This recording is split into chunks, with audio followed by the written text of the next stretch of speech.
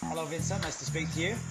Thank you to take some time to speak a little bit about LoopMe. So your name is Pete O'Maraken, you're VP Sales at LoopMe, based in London.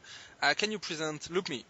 Of course. So thank you very much. And we're based in London is our home territory, but very excited about moving to France in the coming months. And yeah, I'd love to present LoopMe. So LoopMe is a global mobile video DSP, heavily entrenched with data and artificial intelligence. So what that means is our business has got three clear elements, and they all come from a belief that there's a big change that's currently happening in the digital and the media space. So TV, due to the huge volume of different distractions available, TV in the home is becoming less impactful. You know, we've got Twitter and Facebook and mobile and tablet, and we've got so many things. So as TV becomes less impactful, mobile is becoming more powerful. So we believe that video across both of these different screens is the most powerful means of creative.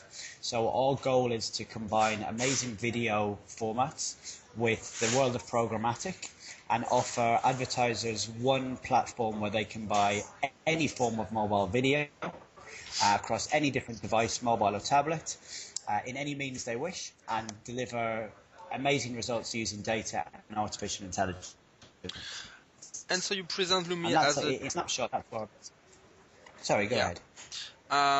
You present LoopMe as a DSP, but are you managed service, or do you offer a self-service licensed product to put that in the end of trading desk, for instance? Yes, Do you do both model? We do. Today we do both. I think that in the immediate moment, advertisers and agencies still want a managed service. They still want someone to maybe do the work that's needed today to work on an IO basis. However, we can hand it over, and we have handed it over as a technology platform to some of our big partners. And longer term, we feel that individual clients, so you think of clients like L'Oreal or Unilever, Nestle, these are the type of clients that will have their own platforms either managed by an agency, as is the case for some of them at the moment, or it will be managed in-house, and they're going to need a technology solution that either their agency or they themselves can own, and then that will drive the results. Very interesting, right. So what is your business model? So today, as I mentioned, our business model as I suppose, an IO-based DSP is to work heavily on a CPM or CPCV model that allows advertisers to choose what's the most important metric to them. Do they want video views? Do they want volume of audience? Do they want to take a TV audience and communicate to them on mobile? But ultimately, today, we're working heavily in the IO model using CPM. That seems to be the most popular. This is going to change. So what will happen is that we will have a technology, a SaaS business, that will be handed as a platform, and the model will be a simple technology margin. So we'll take either a fee from an advertiser, or we'll take a margin on every campaign, and that means that the control is completely in the hands of the clients. Okay, cool. One question more about your model. It's not on the business model, but on your operational model. Are you totally transparent or blind on the inventory where you're running your video ad unit?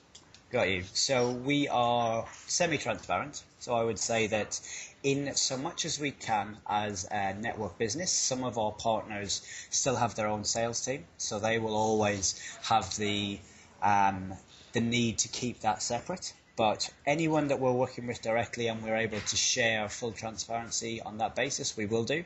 Every campaign that we work on has a complete site list, so the client knows where the campaign runs. It never runs outside of that site list.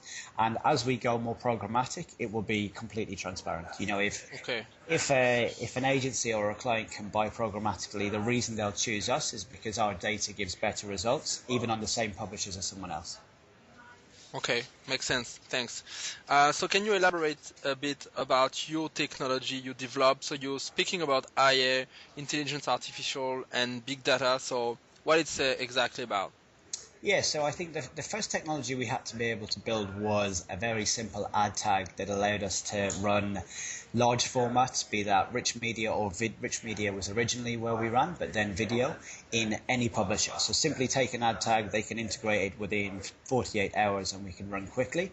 Next technology we needed was then build a DSP. So that DSP allows us connections to all of the different exchanges. So this is kind of standard and everyone should have that.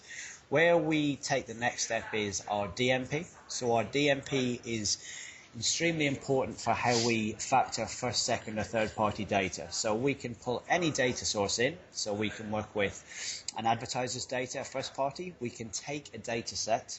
We can ingest that into the DMP. And as soon as we have it, before we run a campaign, we can give them a full analytical breakdown of their audience.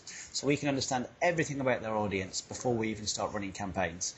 And they can also give us any data about the audience, such as highest value users. If it's an airline, they might know the difference between a family traveler versus a business traveler, and we can target them accordingly.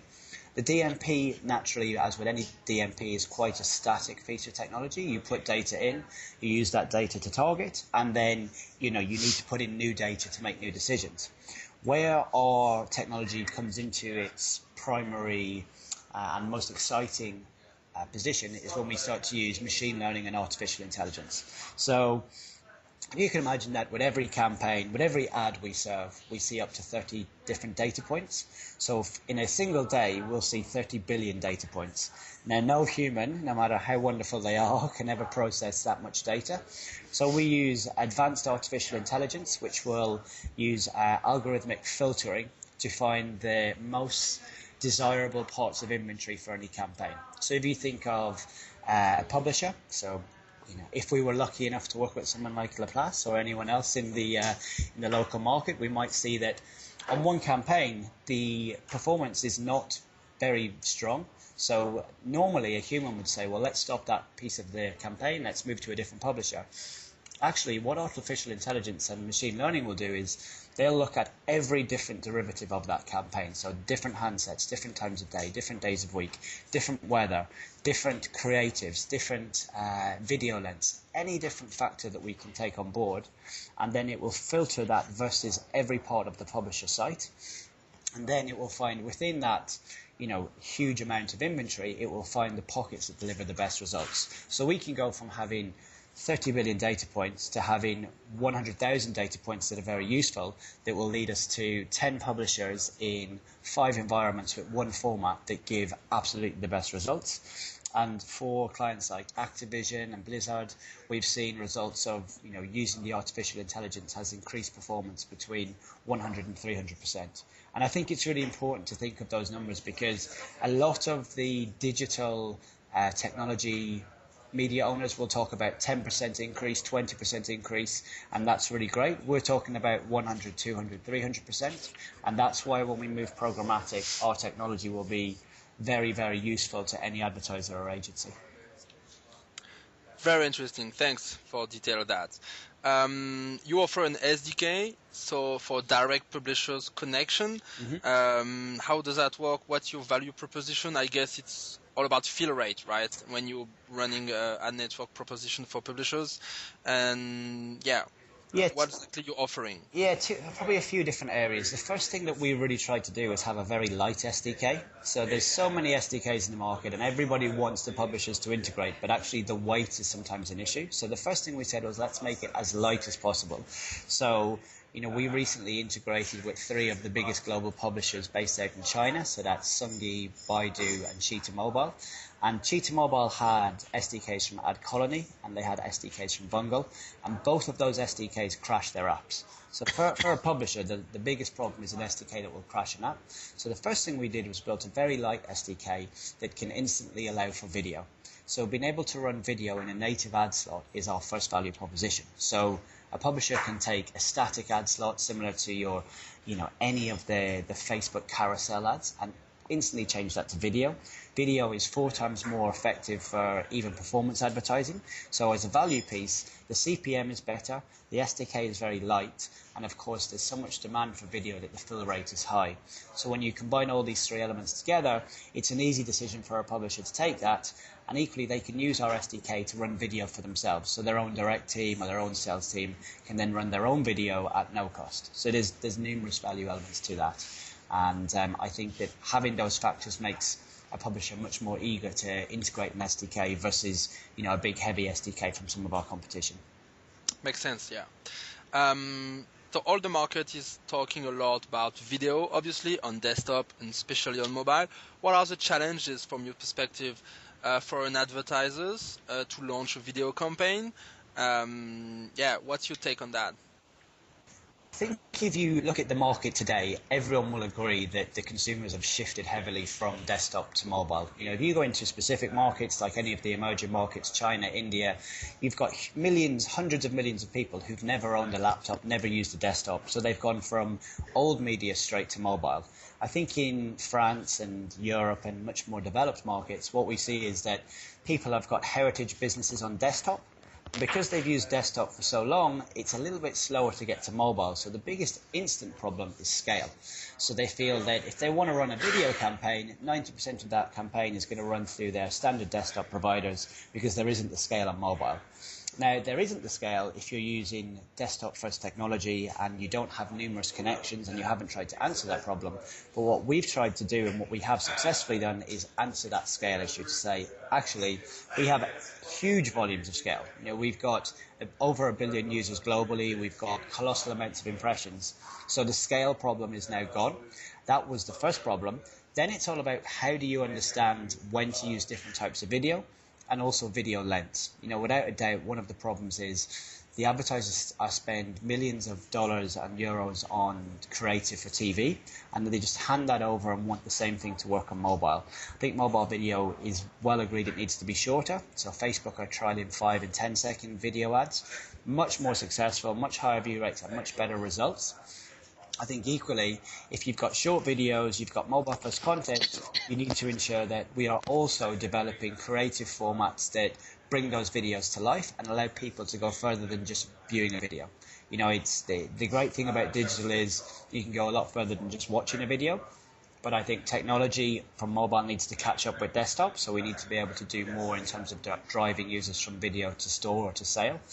And I think also there's definitely a big push whereby advertisers need to follow their audiences and think mobile, maybe not first, but think mobile at the same time as TV or at the same time as desktop. So it's a multi-screen approach from the first moment. Okay. You talked about scale, so I guess it's a challenge, especially when you're running really a premium ad unit as a video. To have scale on a campaign, do you need to integrate in your inventory and in your media plan incentivized, and do you both have interstitial video and also pre-roll, in stream? Yeah. So what's your view on the inventory to run a scaled campaign, a campaign at scale, I mean? Yeah, I think that if you were talking to me 12 months ago, then incentivized was absolutely necessary. I think there was a big need. All the volume came from gaming. If you were looking at interstitial or even on kind of pre-roll, it was heavily incentivized, and it was a reward-based system to watch a video. I think we've moved on, and that's been our biggest focus. So for us, our incentivized inventory is only for performance publishers, and it probably takes up less than 5% of our total. So our focus now is full screen interstitial in-app. We've got full screen mobile web, so a very similar ad format that's click to play. We've got native in-stream in mobile web, so you have to think of maybe the Teads ad format. So that's become really popular. And I think what you can do when you have that format is you can start to look at all of the programmatic inventory, and anywhere there's a 300 by 250 slot, you can replace that and create an in-stream video ad. That becomes very powerful. Then from there you also have native, so native in-app. And again, the volume of apps, you've got great content, and actually they're monetizing with banners. And banners, as we know, just don't work. It's not a good experience. Creatively, you cannot get your message across. maximum 1 in 100 people will click on your banner, so you're losing out on 99% of your audience every time. And then finally, pre-roll. So I think pre-roll is still a great way to get your message across. Pre-roll alone definitely has a scale problem. We know that there's only so much premium editorial content that can allow video before it. And that's simply, that's going to be a problem for the future. But today what we can do is look at all of the great editorial that we can get, mobile web in-read, in-app native, interstitial in gaming, any sort of content apps, and then of course being able to add into that HTML5. So being able to run HTML5 interactive video across any different environment in mobile or tablet means that you have the ability to massively scale. And I think that the exchanges are now much more heavily supporting video. It's becoming a really easy conversation with publishers. They're keen to integrate video where possible. And even, private exchanges and PMPs allow very specific site-listed environments where the advertiser has complete safety and control. Definitely, yeah. Thank you for that.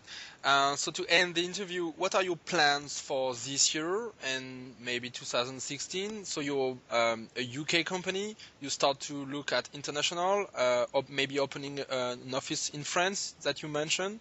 Yeah. So what are your plans?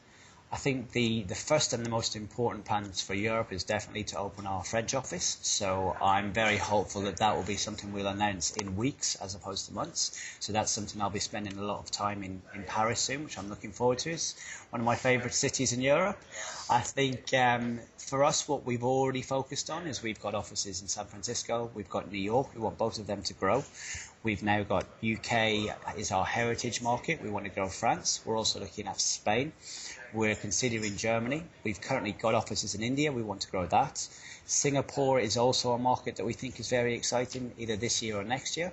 And then our big commitment at the moment is also China. So I think that China, India, Russia, Brazil are three areas that are showing the biggest growth. They're becoming a mobile-first environment. People are not in any way fearful of making purchases on their mobile in these markets. So that's where we see the biggest growth for e-commerce or m-commerce even. So growing in these areas is key. Like the organization has to expand, and I think we've seen great success of other companies in doing that. But equally, from a product perspective, we want to have more data for the DMP. We want to use that data to make better results for our artificial intelligence. So we want our AI to grow with the industry so that we continue to stay ahead of the market in terms of performance. And again, we want video rates to be as high as video completion to be as high as possible. We want to, at the moment, click-through rates are maybe 10 to 15%. We want to grow them to 20%. We want to use research as the true measure of how campaigns have been successful. So linking back to first-party data that we'll look at a video view leading to an action, leading to a product purchase. So you've got really tangible results that mean that when clients have this huge focus on selling products and they worry about the ROI of marketing, we can say, well, your video ad on mobile is leading to this volume of sales. And then finally, we need to continue to innovate formats. We need to have ad formats from a video perspective that allow the user to do more, to engage more, to link in social media, and to make it all a really seamless process from one screen to another.